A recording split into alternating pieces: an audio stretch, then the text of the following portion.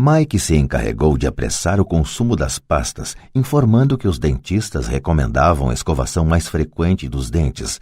Comecei a instalar a linha de produção.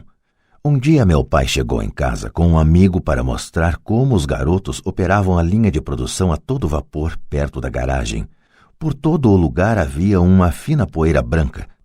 Numa mesa comprida se alinhavam embalagens de leite trazidas da escola e no forno japonês da família as brasas do carvão brilhavam gerando o máximo de calor. Papai caminhava com cuidado. O carro fora estacionado próximo ao portão da rua porque a linha de produção estava na frente da porta da garagem. Quando ele e seu amigo se aproximaram, viram uma vasilha de aço em cima das brasas e dentro dela os tubos de pasta de dentes derretiam. Naquela época não havia tubos de pasta de dentes de plástico, eles eram de chumbo. Por isso, depois que a pintura queimava, os tubos dentro da vasilha derretiam até ficarem líquidos.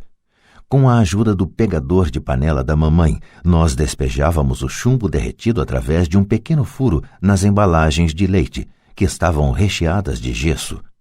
O pó branco do gesso, que ainda não fora misturado à água, estava por toda parte. Com a pressa tínhamos derrubado o saco de gesso e parecia que toda a área fora atingida por uma nevasca. As embalagens de leite vazias serviam para fazer moldes de gesso.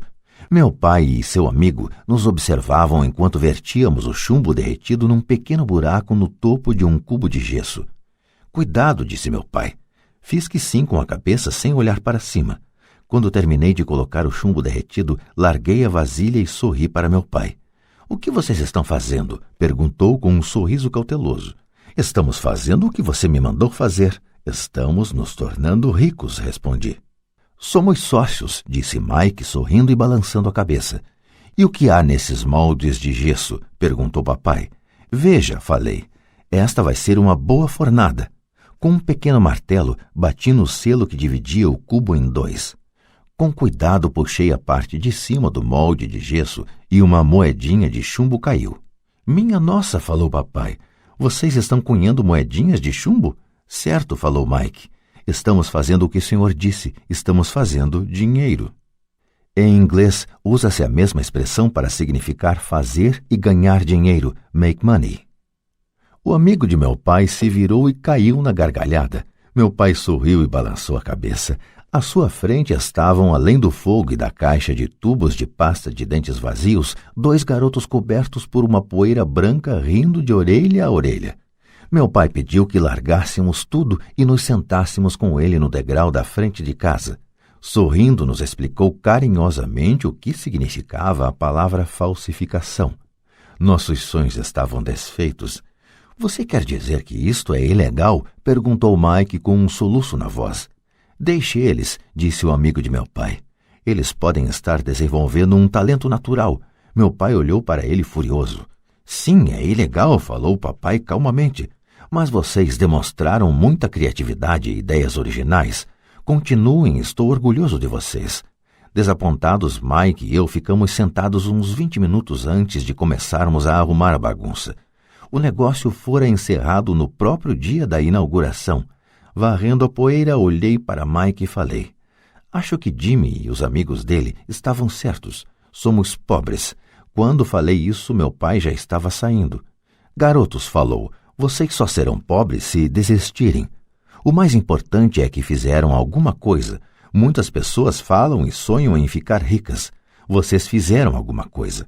Estou muito orgulhoso de vocês. Repito, continuem, não desistam. Mike e eu ficamos quietos, calados. Eram palavras simpáticas, mas nós ainda não sabíamos o que fazer.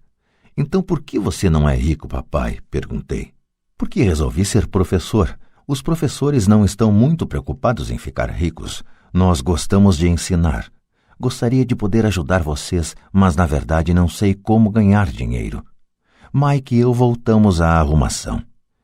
Falou meu pai, se vocês querem aprender como enriquecer, não perguntem para mim. Falem com seu pai, Mike.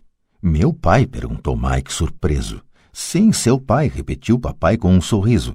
Seu pai e eu temos conta no mesmo banco e o gerente está encantado com seu pai. Ele me disse várias vezes que seu pai é brilhante quando se trata de ganhar dinheiro. Meu pai? Repetiu Mike incrédulo. Então por que não temos uma casa bonita, um carrão como os garotos ricos da escola? Um carrão e uma casa bonita não querem necessariamente dizer que você é rico ou que tem muito dinheiro, respondeu papai. O pai de Jimmy trabalha na usina. Ele não é muito diferente de mim. Ele trabalha para uma empresa e eu trabalho para o governo. A empresa compra o carro para ele. Se a usina tiver problemas financeiros, o pai de Jimmy pode acabar sem nada. Seu pai é diferente, Mike. Ele parece estar construindo um império e desconfio que em alguns anos ele será um homem muito rico. Ao ouvir isso, Mike e eu nos empolgamos novamente. Mais dispostos, limpamos a confusão provocada por nosso defunto negócio.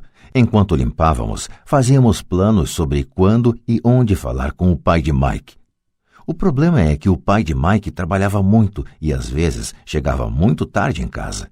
Ele era dono de armazéns, de uma empresa de construção, de uma cadeia de lojas e de 3 restaurantes.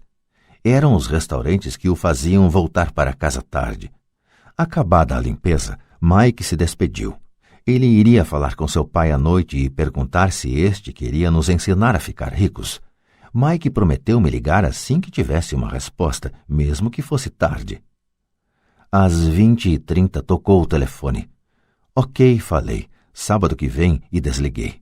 O pai de Mike concordara em conversar conosco. Às 7h30 de sábado, peguei o ônibus para o lado pobre da cidade.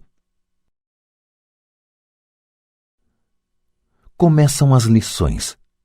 Vou pagar a vocês 10 centavos por hora. Mesmo pelos padrões de remuneração vigentes em 1956, era pouco. Michael e eu encontramos seu pai às 8 daquela manhã. Ele estava ocupado e trabalhando há mais de 1 hora. Seu supervisor de construções já estava saindo na caminhonete quando entrei naquele lar simples, pequeno, arrumado. Mike me esperava na porta. Papai está no telefone e ele falou para esperar na varanda dos fundos, disse Mike ao abrir a porta. O antigo assoalho de madeira chiou quando passei pela soleira da velha casa. Do lado de fora havia um capacho simples escondendo os muitos anos de uso e os incontáveis passos que suportara. Apesar de limpo, precisava ser substituído. Quando entrei na sala estreita, senti claustrofobia. O cômodo estava mobiliado com móveis que hoje seriam objeto de colecionadores. 2 mulheres estavam sentadas no sofá, eram um pouco mais velhas do que a minha mãe. Em frente às mulheres estava um homem em trajes de trabalhador. Ele vestia calça e camisa caques, bem passados mas não engomados, e calçava botas de trabalho bem engraxadas. Deveria ser uns 10 anos mais velho que papai. Diria que tinha uns 45 anos. Eles sorriram quando Mike e eu passamos em direção à cozinha, de onde se saía para um pátio nos fundos. Timidamente devolvi o sorriso. Quem são eles? Perguntei. Eles trabalham para papai. O mais velho dirige seus armazéns e as mulheres são gerentes dos restaurantes. E você já viu o supervisor das construções, que está trabalhando em um projeto rodoviário a uns 80 quilômetros daqui. O outro supervisor que cuida da construção das casas saiu antes de você chegar. Isso acontece o tempo todo? Perguntei. Nem sempre, mas muitas vezes, disse Mike sorrindo enquanto puxava uma cadeira para sentar perto de mim. Perguntei ao papai se ele vai nos ensinar a ganhar dinheiro, disse Mike. E o que ele respondeu? Perguntei com cautelosa curiosidade. Bom, primeiro me encarou com uma expressão engraçada e então falou que iria nos fazer uma oferta. Respondi balançando a cadeira para trás em direção à parede. A cadeira em que sentava se sustentava nos pés de trás. Mike fazia o mesmo. Você sabe o que ele vai nos oferecer? Perguntei. Não, mas a gente já vai descobrir. De repente, o pai de Mike passou pela porta de tela e pisou no alpendre. Mike e eu pulamos, ficando em pé não por respeito, mas pelo susto que levamos. Prontos, garotos? Perguntou o pai de Mike, puxando uma cadeira para sentar perto de nós. Fizemos que sim com a cabeça e aproximamos as cadeiras. Ele era um homem grande, com cerca de 1,80 m e 100 quilos. Meu pai era mais alto, pesava mais ou menos o mesmo e era 5 anos mais velho que o pai de Mike. Eles eram de certo modo parecidos, embora de origens étnicas diferentes. Talvez tivessem energias semelhantes. Mike falou que você quer aprender a ganhar dinheiro. É isso mesmo, Robert? Rapidamente assenti com a cabeça, não sem uma pequena sensação de intimidação. Senti muito poder por trás de suas palavras e de seu sorriso. Muito bem, eis a minha oferta. Vou ensinar a vocês, mas não como em uma sala de aula. Vocês trabalham para mim, eu ensino a vocês. Vocês não trabalham para mim, eu não ensino a vocês. Posso ensinar mais rápido se trabalharem e não fico perdendo tempo se só ficarem sentados escutando, como fazem na escola. Esta é minha oferta, é pegar ou largar. Posso fazer uma pergunta antes, falei. Não, é pegar ou largar. Tenho trabalho demais para perder tempo. De qualquer modo, se você não puder se decidir logo, não vai aprender nunca a ganhar dinheiro. As oportunidades vêm e vão. Ser capaz de tomar decisões rápidas é uma habilidade importante. Você tem a oportunidade que pediu. As aulas começam em 10 segundos, respondeu o pai de Mike com um sorriso incentivador. Topo, respondi. Topo, respondeu Mike. Bom, falou o pai de Mike. A senhora Martin vai chegar daqui a 10 minutos. Depois que eu conversar com ela, vocês a acompanham até minha lojinha e já podem começar. Vou lhes pagar 10 centavos por hora e vocês terão que trabalhar 3 horas todo sábado. Mas hoje tem um jogo de beisebol, falei. O pai de Mike abaixou a voz e falou com seriedade. É pegar ou largar, disse. Topo, respondi, decidindo trabalhar em lugar de jogar beisebol. 30 centavos depois. Às 9 de uma bela manhã de sábado, Mike e eu estávamos trabalhando para a senhora Martin. Ela era uma mulher bondosa e paciente. Sempre dizia que eu e Mike a lembrávamos de seus 2 filhos, que já estavam crescidos e não moravam com ela. Apesar de bondosa, ela acreditava no trabalho árduo e nos fazia trabalhar. Era uma chefe rigorosa. Passávamos 3 horas pegando latas das prateleiras e espanando-as para depois recolocá-las no lugar. Era uma tarefa incrivelmente monótona. O pai de Mike, que eu chamo de meu pai rico, era dono de 9 dessas lojinhas com amplos estacionamentos. Eram as primeiras versões das lojas de conveniência. Nesses pequenos armazéns de bairro, as pessoas compravam artigos como leite, pão, manteiga e cigarros. O problema é que no Havaí, e isto aconteceu antes do ar-condicionado, não se podia fechar a porta das lojas por causa de calor. Nestas havia 2 amplas portas que davam para a rua e para o estacionamento. Cada vez que um carro passava ou estacionava, levantava poeira que se acumulava nas prateleiras. Portanto, tínhamos um emprego que duraria enquanto não houvesse ar-condicionado. Durante 3 semanas, Mike e eu comparecemos aos sábados à loja da senhora Martin e trabalhamos durante 3 horas. Ao meio-dia, terminava nosso trabalho e ela nos dava 3 pratinhas de 10 centavos. Mas nem aos 9 anos, em meados da década de 1950, 30 centavos eram algo muito empolgante. Na época, um gibi custava 10 centavos, de modo que, em geral, eu gastava meu dinheiro com revistas em quadrinhos e voltava para casa. Na quarta-feira da 4ª semana, eu já estava a fim de largar.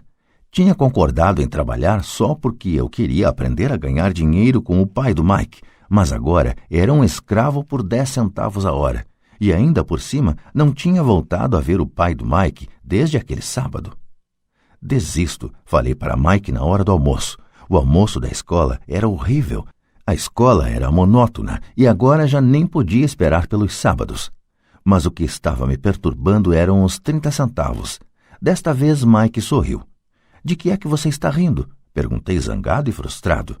Papai falou que isso ia acontecer. Ele disse para você procurá-lo quando estivesse a fim de largar.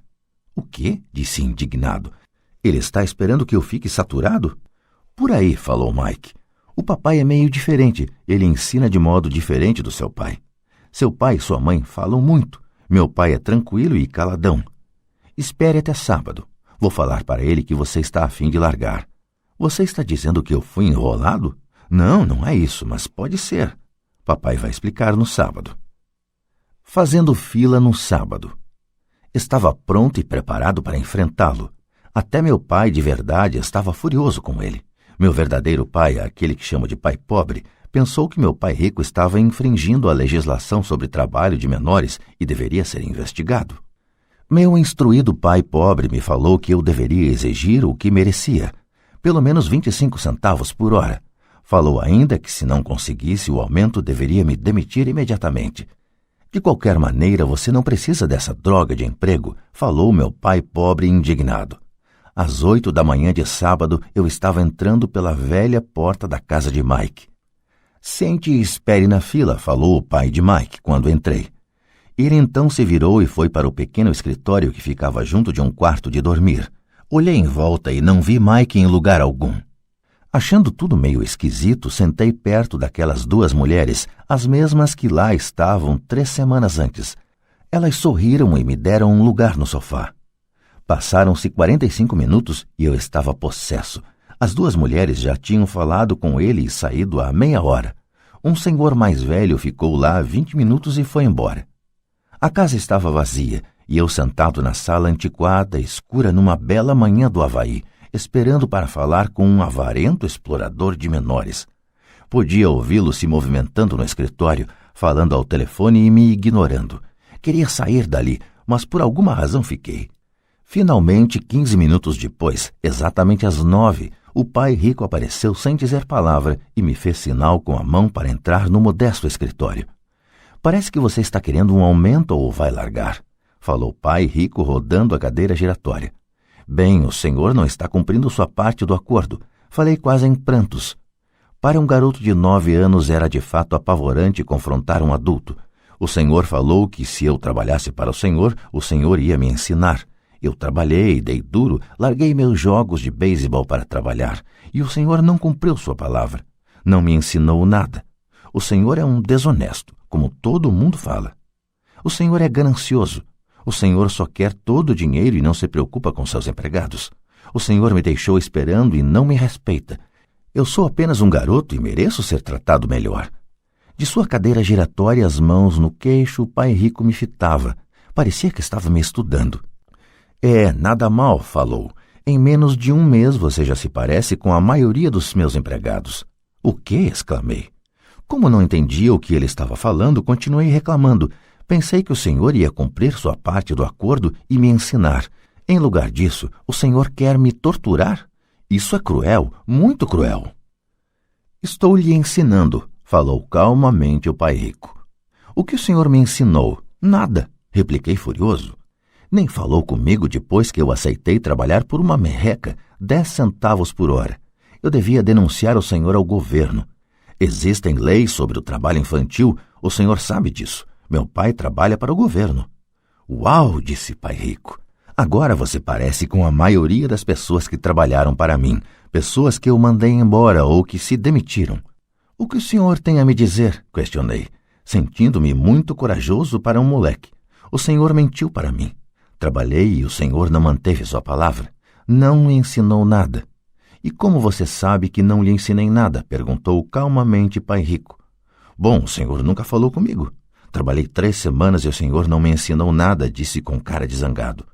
Ensinar quer dizer falar ou dar uma aula? Perguntou o pai rico. Sim, lógico, respondi. É assim que a escola ensina, ele disse sorrindo. Mas não é assim que a vida ensina você e eu diria que a vida é o melhor dos mestres. Na maioria das vezes a vida não fala com você. É mais como se ela lhe desse um empurrão. Cada empurrão é a vida dizendo, acorde, quero que aprenda alguma coisa. Do que este cara está falando? Pensei com meus botões. A vida me empurrando era a vida falando comigo? Agora tinha certeza que deveria largar o emprego. Eu estava falando com alguém que não regulava bem. Se você aprender as lições da vida, você vai se dar bem. Senão, a vida vai continuar dando trancos em você. Alguns apenas deixam a vida continuar batendo neles. Outros ficam zangados e batem de volta. Mas eles batem no patrão ou no emprego, no marido ou na mulher. Eles não sabem que é a vida que está batendo. Eu não tinha a menor ideia do que ele estava falando. A vida bate em todos nós, alguns desistem, outros lutam, alguns aprendem a lição e seguem em frente. Eles recebem satisfeitos os trancos da vida. Para estes, isto quer dizer que precisam e querem aprender alguma coisa. Eles aprendem e prosseguem em frente. A maioria desiste e uns poucos, como você, lutam. Pai rico ficou em pé e fechou a velha janela de madeira que precisava de conserto. Continuou. Se você aprender esta lição, você se tornará um jovem sábio, rico e feliz.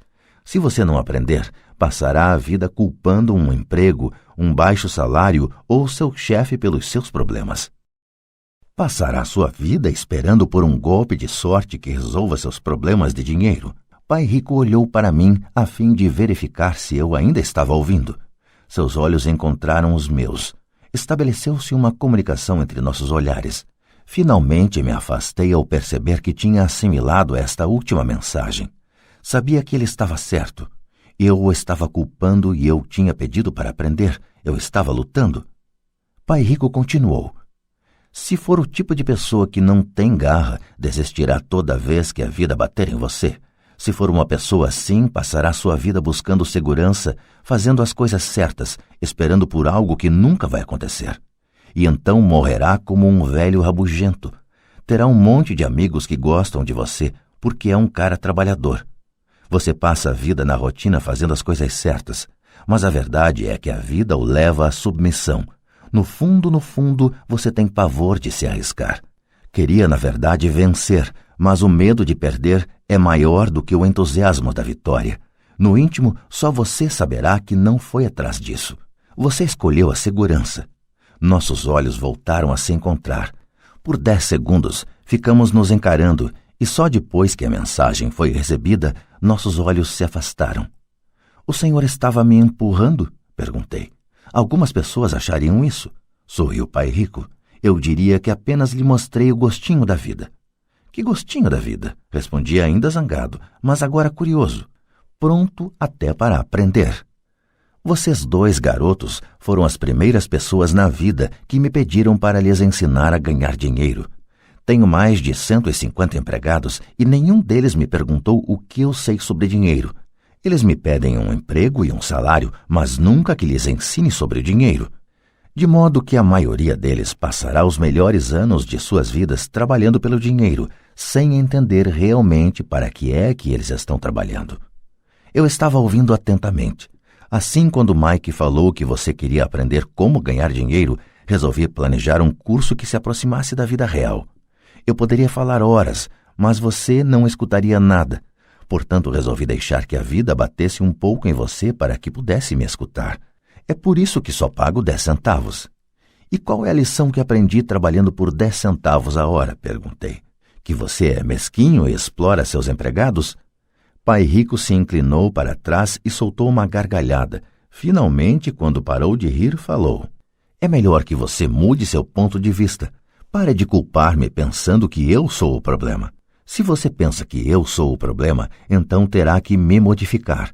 Se perceber que você é o problema, então poderá modificar a si mesmo, aprender alguma coisa e tornar-se mais sábio. A maioria das pessoas quer que todos no mundo mudem, menos elas próprias. Mas eu lhe digo, é mais fácil mudar a si próprio que a todos os demais. Não entendo, falei. Não me culpe por seus problemas, falou Pai Rico dando sinais de impaciência. Mas o senhor só me paga 10 centavos. E então o que você está aprendendo? Perguntou Pai Rico com um sorriso. Que o senhor é mesquinho, respondi com uma risadinha. Está vendo, você acha que eu sou o problema, retrucou Pai Rico. Mas o senhor é? Bem, continue assim e você não aprenderá nada. Pense que sou o problema, então quais são suas escolhas? Bem, se o senhor não me pagar mais ou não me respeitar mais e me ensinar, eu largo tudo. Muito bem, disse Pai Rico. E isso é exatamente o que faz a maioria das pessoas. Elas se demitem e começam a procurar outro emprego, uma oportunidade melhor e um salário mais alto, pensando que um novo emprego ou um salário mais alto resolverão o problema. Não é o que acontece na maioria dos casos. Então, o que resolve o problema? Perguntei. Pegar esses miseráveis 10 centavos por hora e sorrir? Pai Rico sorriu. Isso é o que fazem as outras pessoas. Apenas aceitam o pagamento sabendo que eles e suas famílias lutarão com dificuldades financeiras. Mas é tudo o que fazem, esperando um aumento na ilusão de que mais dinheiro resolverá o problema. A maioria se conforma e alguns procuram um segundo emprego, trabalhando mais, mas continuam aceitando um contra-cheque ínfimo. Fiquei olhando para o chão, começando a entender a lição que Pai Rico estava apresentando. Podia sentir que tinha um gosto de vida. Finalmente olhei para cima e repeti a pergunta. Então, o que é que resolve o problema? Isto, disse ele, dando-me um ligeiro tapinha na cabeça. Essa coisa que está entre suas orelhas. Foi nesse momento que Pai Rico me mostrou o ponto de vista central que o separava de seus empregados e de meu pai pobre, e que mais tarde o levou a tornar-se um dos homens mais ricos do Havaí, enquanto meu pai, muito instruído, mas pobre, lutou com problemas financeiros durante toda a sua vida. Era um ponto de vista singular que faz toda a diferença durante uma vida inteira. Pai Rico repetia de vez em quando esse ponto de vista que eu chamo a lição 1. Os pobres e a classe média trabalham pelo dinheiro, os ricos fazem o dinheiro trabalhar para eles. Naquela bela manhã de sábado, eu estava aprendendo um ponto de vista diferente daquele que meu pai pobre me ensinara. Aos 9 anos de idade, eu percebia que ambos os pais queriam que eu aprendesse. Ambos me incentivavam a estudar, mas não as mesmas coisas. Meu pai, muito instruído, recomendava que fizesse o que ele fizera. Filho, quero que você estude muito, que tenha boas notas, para que você possa conseguir um bom emprego, seguro, em uma grande empresa, que lhe traga grandes benefícios. Meu pai rico queria que eu aprendesse como funciona o dinheiro para que eu pudesse colocá-lo a trabalhar para mim. Essas lições eu aprenderia ao longo da vida, sob sua orientação e não na sala de aula. Meu pai rico continuou a primeira lição. Fico contente em ver que você se enfureceu por trabalhar por 10 centavos a hora. Se não tivesse se zangado e tivesse aceitado isso satisfeito, teria que lhe dizer que não poderia ensinar nada. Veja, aprender de verdade exige energia, paixão e um desejo ardente. A raiva é uma grande parte desta fórmula, pois a paixão é uma combinação de raiva e amor. No caso do dinheiro, a maioria das pessoas prefere não arriscar e se sentir seguras, ou seja, não são conduzidas pela paixão, são conduzidas pelo medo. É por isso que elas aceitam um emprego com salário baixo? Perguntei. Sim, respondeu Pai Rico. Algumas pessoas dizem que eu exploro os empregados porque não pago tanto quanto a usina de açúcar ou o governo. Eu digo que as pessoas se exploram a elas mesmas. O medo é delas, não meu. Mas o senhor não acha que deveria pagar mais para elas? Indaguei. Não tenho que fazê-lo. E, além disso, mais dinheiro não vai resolver o problema. Veja seu pai. Ele ganha bastante dinheiro e ainda assim não dá conta das despesas. A maioria das pessoas, se receber mais dinheiro, apenas passará a se endividar mais. Daí os 10 centavos por hora, eu disse rindo, é parte da lição. Certo, sorriu Pai Rico. Você vê, seu pai estudou muito de modo que conseguiu um salário alto, mas ele ainda tem problemas financeiros porque nunca aprendeu nada sobre dinheiro na escola. E ainda por cima, ele acredita em trabalhar pelo dinheiro. E o senhor não acredita? Perguntei.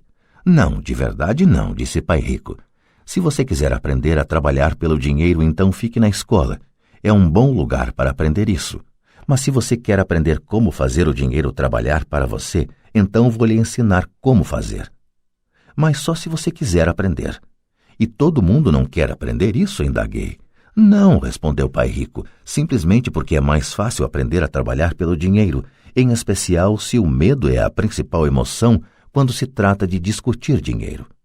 Não estou entendendo, retruquei, franzindo as sobrancelhas. Não se preocupe com isso por enquanto.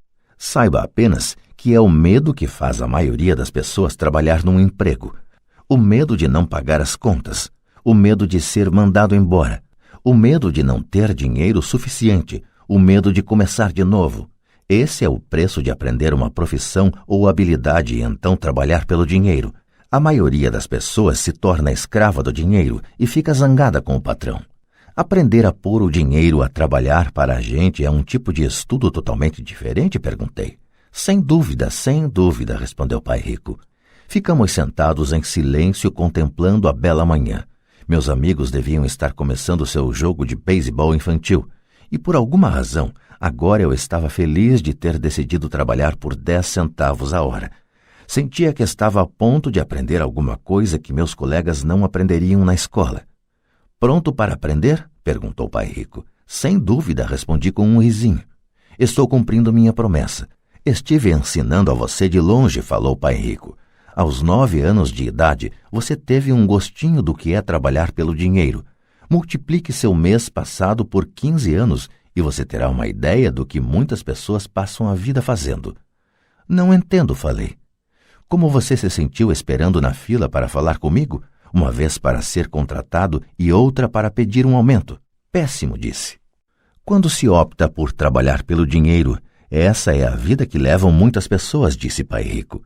E como se sentiu quando a senhora Martin pôs na sua mão 30 centavos por 3 horas de trabalho? Achei que não era suficiente, parecia que não valia nada. Fiquei desapontado, respondi.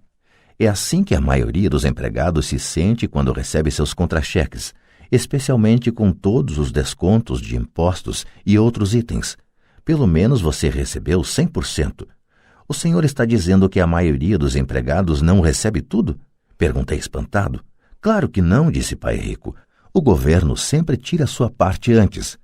E como é que ele faz? Perguntei. Impostos, disse Pai Rico. Você paga impostos quando ganha. Você paga impostos quando gasta. Você paga impostos quando poupa. Você paga impostos quando morre. Por que é que as pessoas deixam que o governo faça isso com elas? Os ricos não deixam, disse Pai Rico com um sorriso. Os pobres e a classe média deixam. Aposto que ganho mais que seu pai e, contudo, ele paga mais impostos. E como pode ser? Perguntei.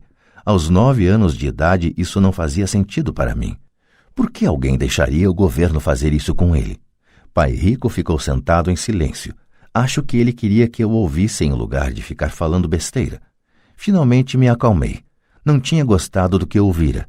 Sabia que meu pai vivia reclamando dos impostos que pagava, mas na verdade não tomava nenhuma atitude quanto a isso. A vida estaria batendo nele? Pai Rico se balançava em sua cadeira tranquilamente enquanto olhava para mim. Pronto para aprender? Perguntou. Fiz que sim com a cabeça lentamente. Como já falei, há muito a aprender. E aprender como se faz o dinheiro trabalhar para a gente é estudo para uma vida inteira. A maioria das pessoas fica 4 anos numa faculdade e aí termina os estudos. Eu sei que meu estudo sobre o dinheiro vai continuar por toda a minha vida, simplesmente porque quanto mais sei, mais descubro que tenho que aprender ainda. As pessoas em geral nunca estudam um assunto.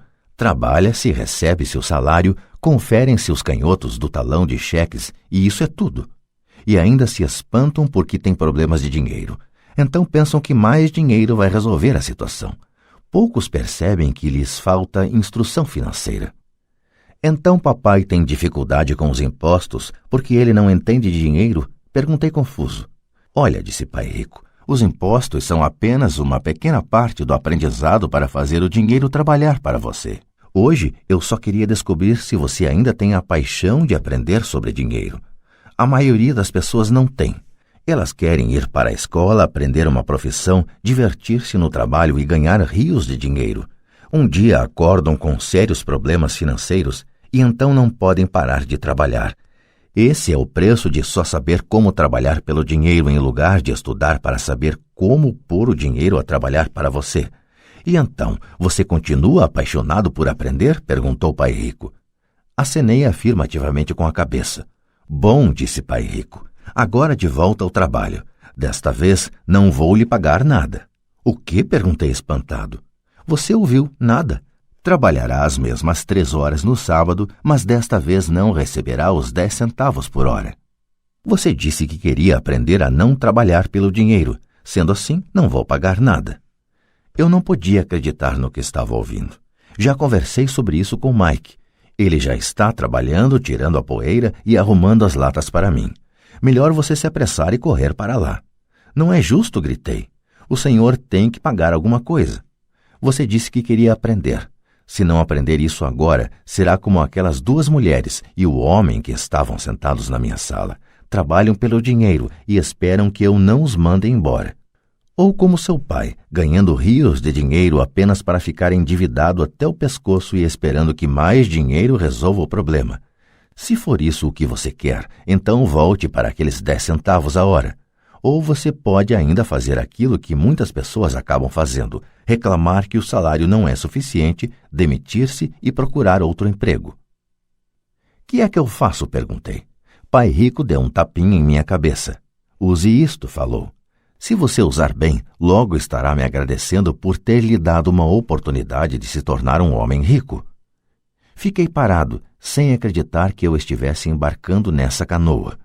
Queria conseguir um aumento e acabei sendo convencido a trabalhar de graça. Pai Rico voltou a dar um tapinha na minha cabeça e disse: use isto, agora fora daqui, de volta ao trabalho. Lição 1. Os ricos não trabalham pelo dinheiro. Não contei para meu pai pobre que não estava mais sendo pago. Ele não teria entendido e eu não queria tentar explicar algo que eu próprio ainda não estava entendendo.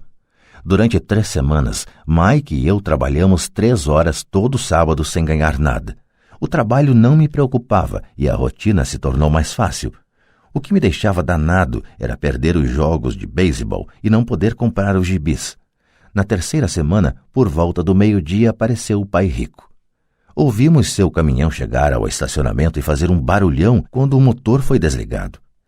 Ele entrou na loja e cumprimentou a senhora Martin com um abraço. Depois de verificar como a loja estava indo, ele abriu o freezer dos sorvetes, pegou 2 picolés, pagou e chamou a mim e a Mike. Vamos dar uma voltinha, moçada. Atravessamos a rua e fomos para um amplo gramado onde alguns adultos estavam jogando beisebol. Sentado em uma mesa de piquenique afastada, ele deu os picolés para mim e para o Mike. Como as coisas estão indo, garotos? Ok, respondeu Mike. Concordei com ele. Aprenderam alguma coisa? Perguntou o Pai Rico. Mike e eu olhamos um para o outro, levantamos os ombros e balançamos a cabeça em uníssono, evitando uma das maiores armadilhas da vida. Bom, garotos, precisam começar a pensar. Vocês estão observando uma das maiores lições de vida. Se aprenderem a lição, terão uma vida de grande liberdade e segurança. Se não aprenderem, acabarão como a senhora Martin e a maioria das pessoas que jogam beisebol aqui no parque. Elas trabalham muito por um salário baixo, agarrando-se à ilusão da segurança no emprego, esperando pelas 3 semanas de férias anuais e pela reduzida aposentadoria depois de 45 anos de trabalho. Se isso os empolga, vou dar-lhes um aumento para 25 centavos a hora. Mas estas pessoas são boas e trabalhadoras. Por que o senhor está debochando delas? Indaguei. Pai Rico abriu um sorriso. A senhora Martin é como uma mãe para mim. Nunca seria tão cruel. Pode parecer que estou sendo desalmado porque estou tentando chamar a atenção de vocês dois para um fato que a maioria das pessoas não consegue ter a felicidade de enxergar. Graças a uma visão muito estreita, as pessoas não percebem em que armadilha caíram. Mike e eu ficamos sentados sem captar totalmente a mensagem. Ele parecia cruel, contudo sentíamos que ele desejava desesperadamente que percebêssemos algo. Sorrindo, o Pai Rico continuou. Não estão gostando desses 25 centavos a hora? O coração de vocês não bate um pouquinho mais rápido? Fiz um não com a cabeça, mas na realidade meu coração batia mais rápido. Para mim, 25 centavos a hora representava uma fortuna. Ok, vou pagar $1 a hora. Prosseguiu o Pai Rico com um sorriso malicioso. Agora meu coração acelerou de verdade. Meu cérebro gritava, topa, topa. Eu não podia acreditar no que estava ouvindo. Ainda assim fiquei calado. Ok, $2 a hora. Meu pequeno cérebro e meu pequeno coração de 9 anos quase explodiram. Afinal, estávamos em 1956 e receber $2 a hora teria me tornado o garoto mais rico do mundo. Não me podia imaginar ganhando esse dinheiro todo. Eu queria dizer sim. Eu queria fechar um negócio. E podia ver a bicicleta nova, a luva de beisebol nova e a adoração de meus colegas quando eu mostrasse algum dinheiro.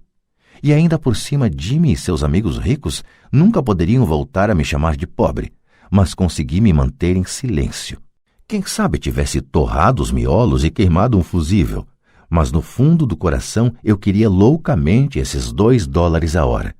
O sorvete estava se derretendo e escorregando pela minha mão. As formigas se deliciavam com a pasta melada de baunilha e chocolate. Pai Rico olhava para 2 garotos que o olhavam de volta embasbacados. Ele sabia que estava nos testando e ele sabia que parte de nossas emoções queria topar a parada. Sabia que todo ser humano tem uma parte fraca e necessitada de suas almas que pode ser comprada. E sabia que todo ser humano também tinha uma parte da alma que era forte e que jamais se deixaria comprar. A questão era saber qual prevaleceria. Ele tinha testado milhares de almas ao longo de sua vida. Ele testava almas toda vez que entrevistava um candidato a emprego. Ok, $5 a hora. De repente fez-se um silêncio dentro de mim. Alguma coisa tinha mudado. A oferta era grande demais e se tornara ridícula. Nem muitos adultos ganhavam $5 por hora em 1956. A tentação se esvaiu e a calma se instalou. Lentamente me virei para a esquerda para olhar Mike. Ele devolveu meu olhar. A parte de minha alma que era fraca e necessitada estava silenciada. A parte que não se vendia estava à frente. Então uma calma e uma certeza sobre o dinheiro invadiram meu cérebro e minha alma. Sabia que Mike também chegara a esse ponto. Muito bem, disse Pai Rico suavemente. A maioria das pessoas tem um preço. E tem um preço por causa de duas emoções humanas, o medo e a ambição.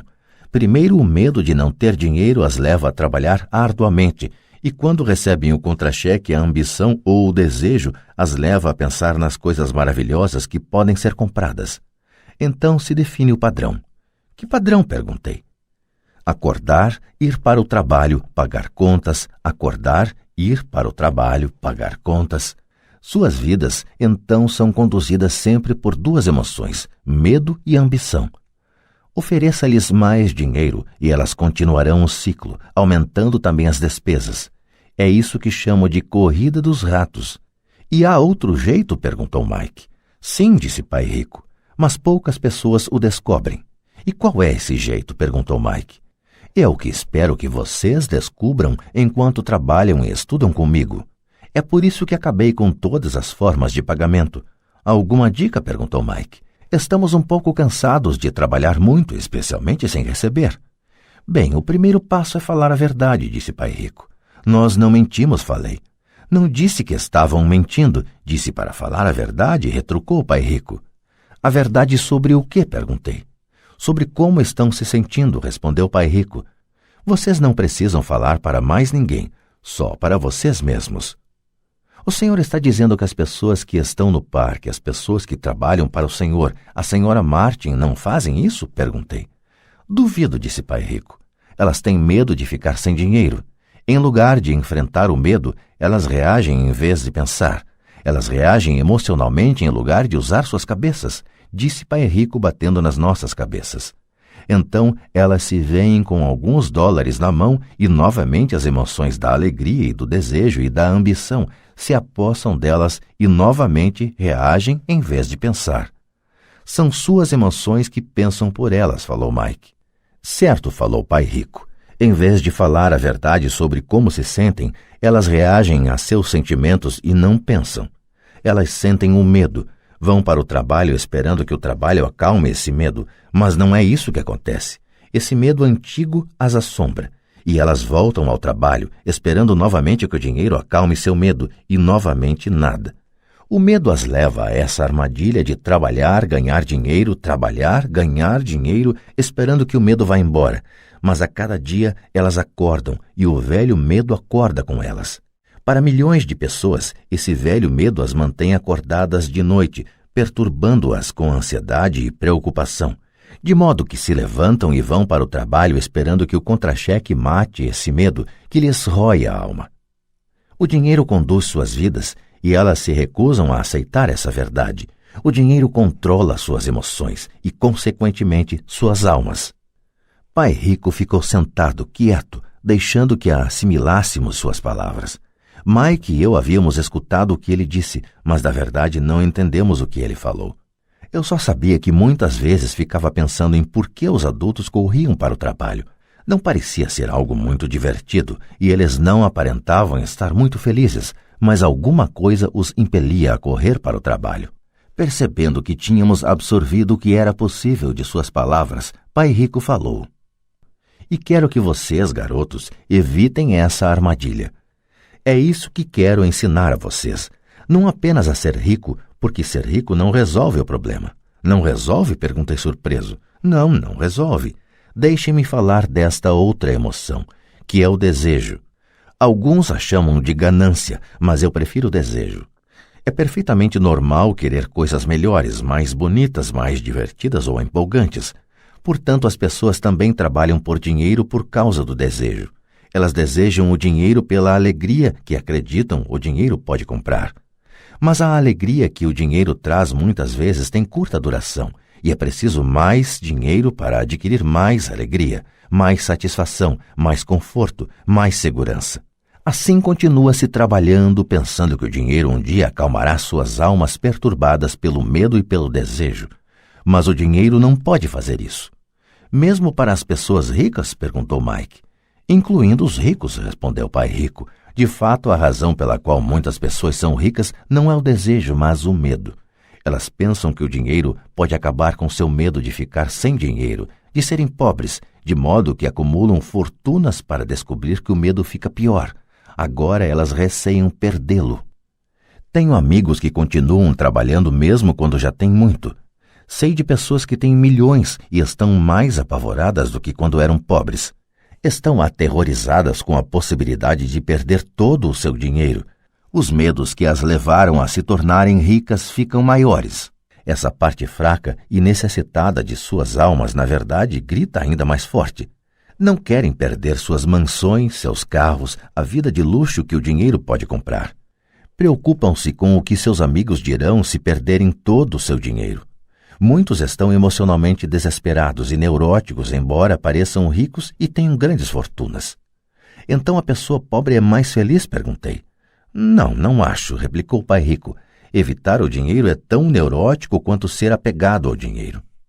Como se isso tivesse sido uma deixa, o mendigo da cidade passou perto de nossa mesa, parou junto ao cesto de lixo e começou a vasculhar. Nós três observamos com grande interesse. Talvez antes o tivéssemos ignorado. Pai Rico tirou da carteira uma nota de $1 e fez um gesto para o velho. Este, ao ver o dinheiro, se aproximou imediatamente, pegou a nota, agradeceu profusamente e saiu encantado com sua boa sorte. Ele não é muito diferente da maioria dos meus empregados, disse Pai Rico. Já encontrei tanta gente que fala, não estou interessado no dinheiro. Contudo, eles trabalham 8 horas por dia nos seus empregos. Isso é uma negação da verdade. Se não estão interessados no dinheiro, então por que é que trabalham? Esse tipo de pensamento é possivelmente mais neurótico do que o de uma pessoa que junta dinheiro. Enquanto eu estava ali sentado, ouvindo meu pai rico, minha mente recordava as inúmeras vezes em que meu próprio pai dizia, não estou interessado no dinheiro. Ele falava isso frequentemente. Também se justificava dizendo sempre, trabalho porque gosto do que faço. Então o que temos que fazer? Perguntei. Não trabalhar pelo dinheiro até perder todos os resquícios de medo e ganância? Não, isso seria uma perda de tempo, falou o pai rico. As emoções são o que nos torna humanos. Elas nos tornam reais. A palavra emoção representa energia em movimento. Seja sincero ao respeito de suas emoções e use sua mente e suas emoções a seu favor, não contra você. Nossa, exclamou Mike. Não se preocupe com o que acabei de falar. Daqui a alguns anos você entenderá melhor. Observe suas emoções, não reaja a elas. A maioria das pessoas não percebe que está pensando com suas emoções. Suas emoções são suas emoções, mas você precisa aprender a pensar por si próprio. O senhor poderia dar um exemplo? Pedi. Lógico, retrucou o pai rico. Quando uma pessoa fala, preciso procurar um emprego, o mais provável é que esteja pensando com uma emoção. O medo de não ter dinheiro é que gera esse pensamento. Mas as pessoas precisam de dinheiro se têm contas a pagar, falei. Sem dúvida, disse pai rico sorrindo. Tudo o que estou dizendo é que, na maioria das vezes, são as emoções que comandam o pensamento. Não estou entendendo, disse Mike. Por exemplo, continuou o pai rico, se existe o medo de não ter dinheiro suficiente em vez de sair correndo para procurar um emprego a fim de ganhar algum, as pessoas poderiam se perguntar, um emprego seria no longo prazo a melhor solução para este medo? Na minha opinião, a resposta é não, especialmente se levarmos em conta a duração da vida da pessoa.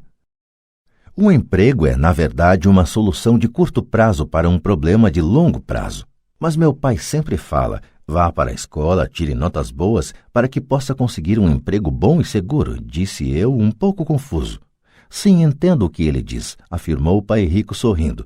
A maioria das pessoas aconselha isso e costuma considerar uma boa ideia. Mas, em geral, é o medo que leva as pessoas a dar esse conselho. O senhor quer dizer que meu pai fala isso porque tem medo? Sim, respondeu o pai rico. Seu pai está apavorado com a possibilidade de você não ser capaz de ganhar dinheiro e enquadrar-se na sociedade. Não me entenda mal. Ele o ama e quer o melhor para seu filho. E eu acho que seu receio se justifica. Instrução e emprego são coisas importantes, mas elas não resolvem a questão do medo. Veja, é esse mesmo medo que o faz levantar todas as manhãs para ganhar alguns dólares e o que o leva a preocupar-se tanto com que você vá para a escola. E o senhor aconselha o quê? Perguntei. Quero ensinar a vocês o domínio sobre o poder do dinheiro, a não ter medo dele. E isso não é ensinado na escola. Se não aprenderem isso, se tornarão escravos do dinheiro. Começava finalmente a fazer sentido. Ele queria abrir nossos horizontes, mostrar-nos o que a senhora Martin não via, o que seus empregados não viam, ou, por falar nisso, o que meu pai não via. Naquele dia minha visão se ampliou e comecei a vislumbrar a armadilha que aguardava tanta gente. Vejam, em última análise, somos todos empregados. Só que trabalhamos em níveis diferentes, disse pai rico. Eu só quero que vocês tenham a chance de escapar da armadilha, a armadilha criada por essas duas emoções, o medo e o desejo. Usem-nas a seu favor, não contra. Isso é o que quero ensinar a vocês. Não estou interessado em ensinar apenas a ganhar rios de dinheiro. Isso não vai cuidar do medo e do desejo. Se primeiramente vocês não cuidarem do medo e do desejo e ficarem ricos, vocês serão apenas escravos bem pagos. E como escapar da armadilha? Perguntei. A causa principal da pobreza ou das dificuldades financeiras está no medo e na ignorância, não na economia, ou no governo, ou nos ricos. É o medo que instalamos em nós mesmos e a ignorância que mantém as pessoas presas na armadilha. Então vocês, garotos, vão para a escola e se formem. Eu lhes ensinarei como não cair na armadilha. As peças do quebra-cabeça começavam a se encaixar. Meu pai instruído tinha ótima formação e uma ótima carreira, mas a escola nunca lhe tinha dito como lidar com o dinheiro ou com seus medos. Tornava-se claro que eu poderia aprender coisas diferentes e importantes com dois pais. O senhor está falando do medo de não ter dinheiro. Como o desejo por dinheiro afeta nosso pensamento? Perguntou Mike. Como você se sentiu quando eu tentei com um aumento no pagamento? Você notou que seu desejo crescia? Balançamos a cabeça afirmativamente. Ao não ceder às suas emoções, vocês foram capazes de adiar suas reações e pensar. Isso é o mais importante. Sempre sentiremos emoções de medo e ambição. Daqui para frente, o mais importante será que vocês usem essas emoções a seu favor e a longo prazo e não apenas deixem que elas os conduzam e controlem seus pensamentos. A maioria das pessoas usa o medo e a ambição contra si mesmas. Isso é o começo da ignorância. Grande parte das pessoas passa a vida atrás de contra-cheques, aumentos salariais e segurança no emprego por causa dessas emoções de desejo e medo, sem se questionar realmente para onde esses pensamentos conduzidos pela emoção as estão levando. É como a história do burro que movimenta o carro enquanto seu dono fica balançando uma cenoura à frente de seu nariz. O dono do burro pode estar indo aonde deseja ir, mas o burro está correndo atrás de uma ilusão. Amanhã só haverá outra cenoura para o burro. O senhor quer dizer que no momento em que eu imaginei a nova luva de beisebol, os doces e os brinquedos, isso era como a cenoura para o burro? Perguntou Mike. Isso mesmo. E quando você crescer, os brinquedos serão mais caros. Um carro novo, uma lancha e uma casa grande para impressionar seus amigos, disse pai rico com um sorriso. O medo empurra para fora da porta e o desejo o atrai, fazendo com que vocês vão de encontro ao rochedo. Esta é a armadilha. E qual é a resposta? Perguntou Mike. O que aumenta o medo e o desejo é a ignorância. É por isso que as pessoas ricas com muito dinheiro muitas vezes têm mais medo à medida que ficam mais ricas. O dinheiro é a cenoura, a ilusão.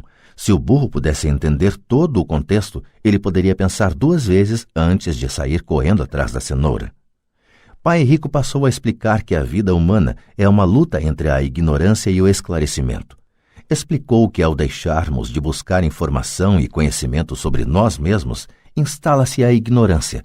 A luta é uma decisão feita momento a momento, de aprender a abrir ou fechar a própria mente. Veja, a escola é muito, muito importante. Vocês vão à escola para aprender uma habilidade ou uma profissão e poder se tornar um membro útil da sociedade. Cada cultura necessita de professores, médicos, artistas, cozinheiros, homens de negócios, policiais, bombeiros, soldados. A escola os treina de modo que nossa cultura possa florescer, disse Pai Rico. Infelizmente, para muita gente, a escola é o fim e não o início. Fez-se um longo silêncio. Pai Rico sorria.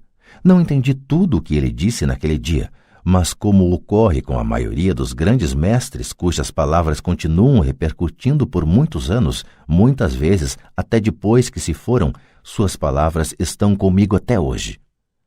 Hoje me mostrei um pouco cruel, disse Pai Rico. Cruel por um motivo. Queria que vocês sempre se lembrassem desta conversa. Quero que pensem sempre na senhora Martin. Quero que pensem sempre no burro. Não esqueçam nunca porque as duas emoções, medo e desejo, podem levá-los à maior armadilha da vida, se não tiverem consciência de que elas estão controlando seu pensamento. Passar a vida com medo, não explorando jamais seus sonhos, é cruel. Trabalhar arduamente por dinheiro, pensando que este comprará aquilo que lhes trará felicidade, é também cruel. Acordar no meio da noite apavorado com as contas a pagar é uma forma de vida horrível. Viver uma vida determinada pelo montante de seu contra-cheque não é realmente viver. Pensar que um emprego os fará sentir-se seguros é mentir para vocês mesmos. É cruel e é a armadilha que quero que evitem, se possível. Vi como o dinheiro conduz a vida das pessoas. Não deixem que isso aconteça com vocês. Por favor, não deixem o dinheiro dominar suas vidas. Uma bola de beisebol rolou para nossa mesa. Pai Rico a pegou e a lançou de volta. O que a ignorância tem a ver com a ambição e o medo? Perguntei. É a ignorância sobre o dinheiro que causa tanta ambição e tanto medo, disse Pai Rico. Vou dar alguns exemplos. Um médico querendo mais dinheiro para sustentar melhor sua família aumenta o preço de suas consultas.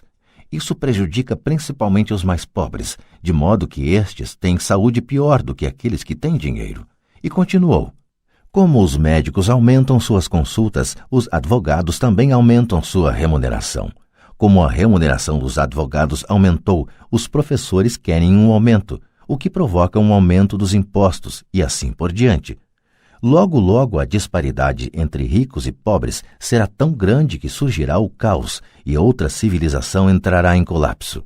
As grandes civilizações entraram em colapso porque a distância entre os que têm e os que não têm era grande demais.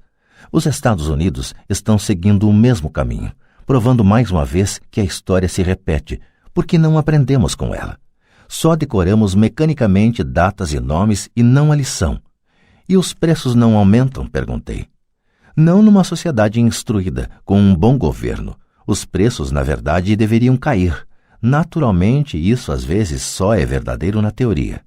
Os preços sobem devido ao medo e à ambição gerados pela ignorância. Se as escolas ensinassem as pessoas sobre o dinheiro, haveria mais dinheiro e preços mais baixos, mas as escolas estão preocupadas em ensinar as pessoas a trabalhar pelo dinheiro e não a controlar o poder do dinheiro. Mas não existem faculdades de administração? Perguntou Mike. O senhor não está incentivando que eu vá fazer meu mestrado em uma faculdade de administração? Sim, falou Pai Rico. Mas na maioria das vezes as faculdades de administração treinam empregados que são profissionais sofisticados. Que os céus não permitam que um contador domine uma empresa. Tudo o que eles fazem é olhar para os números, demitir gente e aniquilar o negócio. Sei disso porque contrato contadores. Tudo o que eles pensam é cortar custos e aumentar preços, o que causa mais problemas.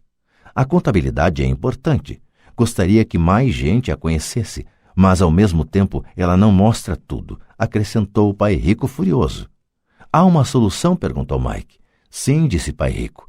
Aprenda a usar suas emoções para pensar e não pensar com suas emoções. Quando vocês, garotos, dominaram suas emoções, concordando em trabalhar de graça para mim, eu sabia que havia esperança. Quando novamente vocês resistiram às suas emoções quando os tentei com mais dinheiro, vocês estavam novamente aprendendo a pensar em vez de se renderem às emoções. Este é o primeiro passo. Por que esse primeiro passo é tão importante? Perguntei. Isso vocês terão de descobrir. Quero que vocês aprendam. Vou levá-los pelo caminho dos espinhos. É um lugar que quase todos evitam. Vou levá-los a esse lugar aonde a maioria das pessoas tem medo de ir. Se forem comigo, abandonarão a ideia de trabalhar por dinheiro e aprenderão a fazer o dinheiro trabalhar para vocês. E o que recebemos se formos com o Senhor? O que acontecerá se concordarmos em aprender com o Senhor? O que obteremos? Perguntei. O mesmo que irmão Coelho obteve, disse Pai Rico, libertação da boneca de piche. Referências a personagens de uma conhecida história infantil passada no sul dos Estados Unidos, Uncle Remus, 1881, de Joel C. Harris.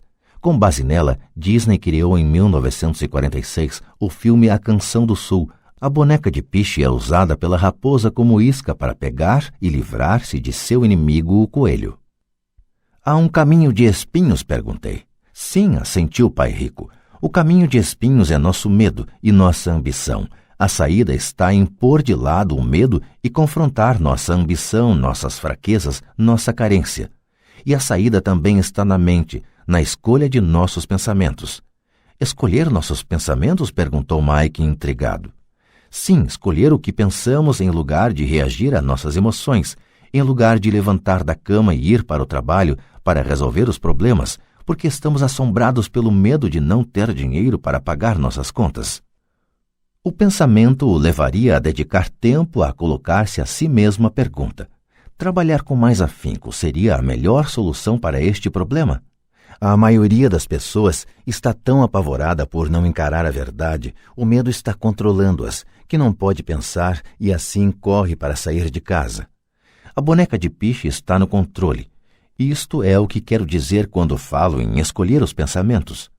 E como fazemos isso? Perguntou Mike. Isso é o que vou ensinar a vocês. Vou lhes ensinar como escolher seus pensamentos, em lugar de reagir apavorados tomando café da manhã afobadamente e disparando porta fora. Lembrem-se do que disse antes, um emprego é apenas uma solução de curto prazo para um problema de longo prazo. A maioria das pessoas só tem um problema em mente e é de curto prazo. São as contas do fim do mês, a boneca de piche. O dinheiro passa a conduzir suas vidas, ou melhor dizendo, o medo e a ignorância em relação ao dinheiro. Da mesma forma que faziam seus pais, elas acordam toda manhã e vão trabalhar por dinheiro. Não tem tempo de se perguntar se há outra maneira. Suas emoções estão no controle do seu pensamento, não a razão. O Senhor pode distinguir o pensar com as emoções do pensar com a cabeça? Perguntou Mike. Sim, eu ouço isso o tempo todo, respondeu Pai Rico. Ouço coisas como, bem, todo mundo tem que trabalhar, ou os ricos são desonestos, ou vou procurar outro emprego, mereço esse aumento, eles não vão me passar para trás. Ou gosto deste emprego porque ele é seguro. Em lugar de perguntas como o que é que eu estou perdendo aqui, o que interromperia o pensamento emocional e daria tempo de pensar com clareza. Devo admitir que estava recebendo uma grande lição. Saber quando alguém estava falando a partir de suas emoções ou de um pensamento claro. Era uma lição que me prestou bons serviços a vida toda, especialmente quando era eu que estava falando a partir de uma reação e não de um pensamento claro. Enquanto caminhávamos de volta à loja, Pai Rico explicou que os ricos realmente faziam dinheiro. Eles não trabalhavam por ele. Ele continuou explicando que quando Mike e eu estávamos cunhando pratinhas de 5 centavos com o chumbo, pensando que estávamos fazendo dinheiro, nós estávamos pensando quase como os ricos. O problema é que nós estávamos praticando um ato ilegal. Era legal quando o governo e os bancos faziam isso, mas não quando nós o fazíamos. Ele explicou que havia formas legais de fazer dinheiro e formas ilegais. Pai Rico continuou explicando que os ricos sabiam que o dinheiro era uma ilusão, como a cenoura para o burro. É em virtude do medo e da ambição que milhões de pessoas aceitam a ilusão de que o dinheiro é real. O dinheiro é uma ficção. Somente a ilusão de confiança e a ignorância das massas permitem que o castelo de cartas fique em pé. De fato, disse ele, de várias maneiras a cenoura do burro é mais valiosa do que o dinheiro.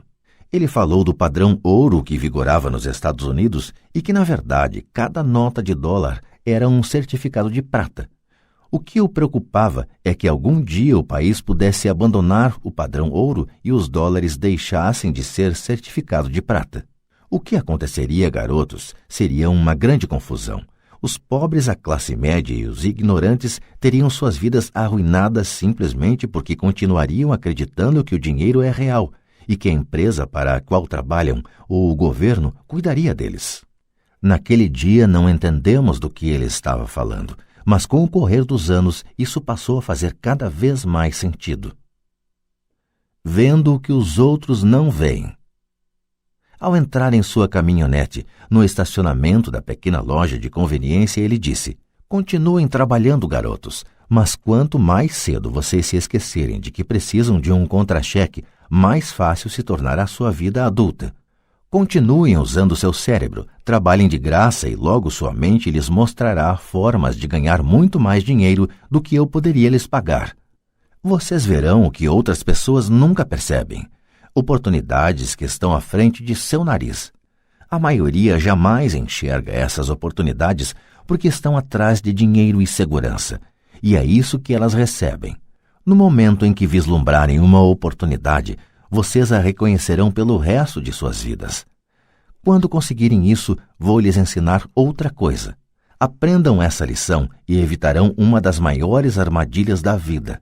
Vocês não tocarão, nunca, jamais, nessa boneca de piche. A boneca de piche da história é totalmente pegajosa, daí a dificuldade de se livrar dela e dos problemas que ela provoca.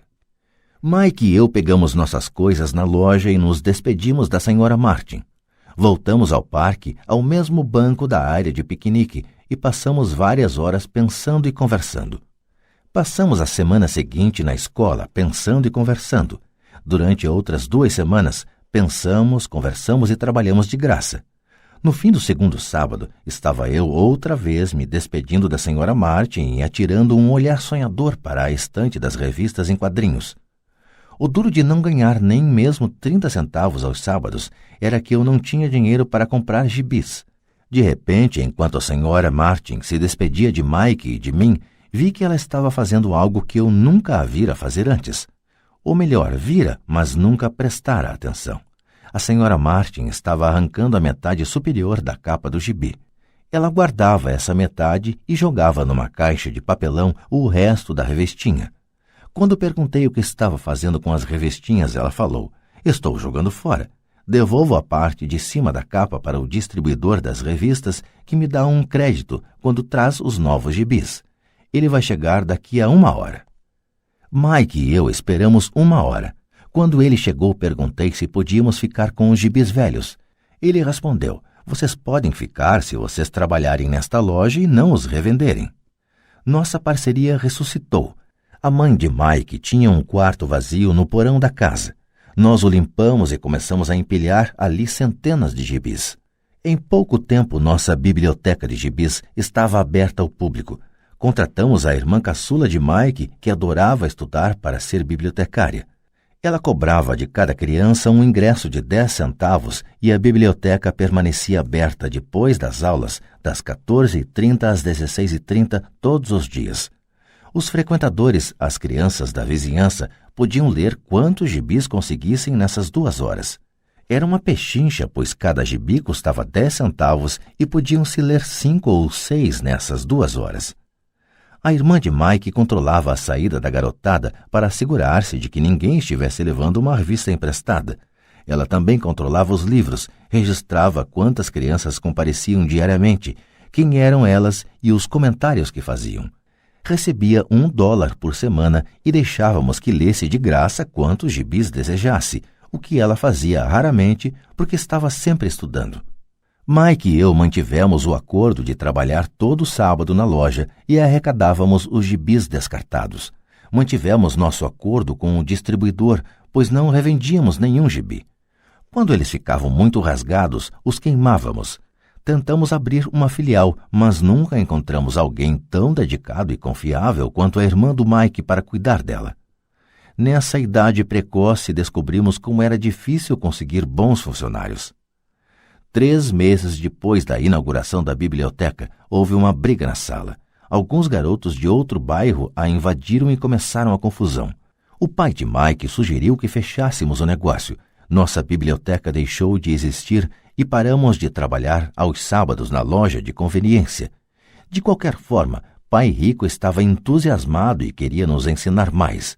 Ele estava feliz porque tivemos muito êxito na primeira lição. Aprendemos a fazer o dinheiro trabalhar para nós. Como não tínhamos recebido pagamento pelo trabalho na loja, forçamos nossa imaginação identificando uma oportunidade de ganhar dinheiro. Ao começar nosso próprio negócio, a biblioteca de gibis, estávamos controlando nossas próprias finanças e não dependendo de um empregador. A melhor parte é que nosso negócio rendia dinheiro para nós, mesmo que nós não estivéssemos fisicamente presentes. Nosso dinheiro trabalhava para nós. Em lugar de nos pagar em dinheiro, Pai Rico tinha nos dado muito mais.